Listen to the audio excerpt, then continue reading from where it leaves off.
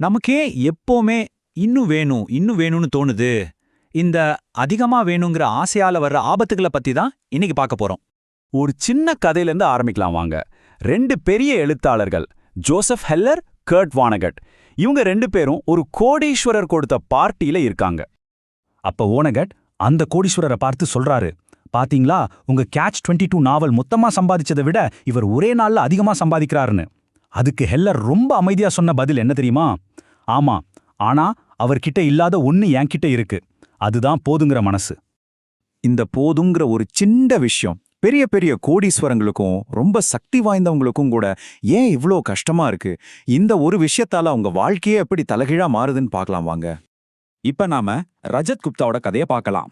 கொல்கத்தா சேரியில அனாதையா வளர்ந்து உலகத்தோட நம்பர் 1 கன்சல்டிங் நிறுவனமான மெக்கன்சியோட CEO ஆனது வரைக்கும் அடேங்கப்பா என்ன ஒரு வளர்ச்சி! 2008ல அவரோட சொத்து மதிப்பு எவ்வளவு தெரியுமா?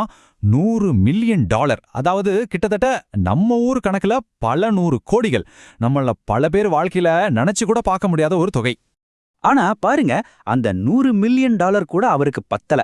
கோல்ட்மேன் சாக்ஸ் போர்டுல இருந்தப்போ தன்னை விட பெரிய பணக்காரங்களை பார்த்து தானும் ஒரு பில்லியனர் ஆகணும்னு ஆசைப்பட்டார். அந்த ஆசை தான் அவரை தப்பு பண்ண வச்சுது. வெறும் 16 செகண்ட் ஒரே ஒரு ஃபோன் கால் சட்டவிரோதமா இன்சைடர் ட்ரேடிங் பண்ணி அவரோட பேர், புகழ், வாழ்க்கை எல்லாத்தையும் ஒரே நிமிஷத்துல அழிச்சுக்கிட்டார். குப்தா மட்டும் இல்ல, பர்னி மேடாஃபையும் எடுத்துக்கோங்க.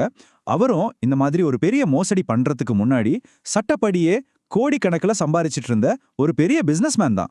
இவங்க 2 பேர்கிட்டயுமே பணம், பவர், சுதந்திரம் எல்லாமே இருந்துச்சு. அப்புறம் எதுக்கு அவங்களுக்கு தேவையே இல்லாத பணத்துக்காக அவங்களுக்கு ரொம்ப ரொம்ப தேவையான எல்லாத்தையும் ரிஸ்க்ல வச்சாங்க? இது முட்டாள்தானம் இல்லையா? இதுக்கு பதில் ஒரு உளவியல் பொறிக்குள்ள இருக்கு. நம்ம எல்லாரையும் மாட்டி விட்டுற ஒரு பொறி. அதுதான் சமூக ஒப்பீடு. அதாவது மத்தவங்களோட நம்மள ஒப்பிட்டு பார்க்கறது. ஒரு உதாரணம் சொல்றேன், கேளுங்க. ஒரு புதுசா வந்த பேஸ்பால் பிளேயர் வருஷத்துக்கு $5 லட்சம் சம்பளம் வாங்குறார். அவர் பெரிய பணக்காரர் தானே. ஆனா அதே டீம்ல இருக்கிற மைக் ட்ரவுட் வருஷத்துக்கு $36 மில்லியன் சம்பாதிக்கிறார். இப்போ அவர் பக்கத்துல இந்த புது பிளேயர் தன்னை ஏழையா தானே உணர்வார்? சரி, அந்த மைக் ட்ரவுட் பெரிய பணக்காரன் நினைச்சா அங்கதான் ஒரு ட்விஸ்ட். அவரோட சம்பளம் கூட பெரிய பெரிய ஹெட்ஜ் ஃபண்ட் மேனேஜர் சம்பாதிக்கிறதுக்கு முன்னாடி ஒண்ணுமே இல்ல. அப்புறம் அந்த ஹெட்ஜ் ஃபண்ட் மேனேஜர்ஸ் யாரோட கம்பேர் பண்ணுவாங்க? வாரன் பஃபெட் மாதிரி ஆளுங்களோட. கடைசியா வாரன் பஃபெட் கூட தனக்கு மேல ஒரு ஆள் இருக்கிறத பார்க்க முடியும். அது ஜெஃப் பெசோஸ். ஒரு கட்டத்துல அந்த புது பாஸ்கெட்பால் பிளேயர் ஒரு வருஷத்துல சம்பாதிக்கிறத விட அதிகமான பணத்தை பெசோஸ் ஒரே ஒரு மணி நேரத்துல சம்பாரிச்சார். யோசிச்சு பாருங்க. அதனாலதான் சொல்றாங்க, இந்த சமூக ஒப்பீடுங்கிற விளையாட்டுல ஜெயிக்கவே முடியாது. ஏன்னா அதுக்கு முடிவே கிடையாது. இதுல ஜெயிக்கிறதுக்கு ஒரே ஒரு வழிதான் இருக்கு. அது இந்த விளையாட்டுல கலந்துக்காம இருக்கிறது தான். சரி, அப்போ இதிலிருந்து தப்பிக்க என்னதான் வழி? நமக்கு போதும் அப்படிங்கிற அந்த மனநிலைய எப்படி கொண்டு வர்றது? இந்த முடிவே இல்லாத ஓட்டத்தை நிறுத்தணும்னா சில விஷயங்களை நாம ஞாபகம் வச்சுக்கணும். முதல்ல நம்ம இலக்குகளை அடிக்கடி மாத்திக்கிட்டே இருக்கிறத நிறுத்தணும்.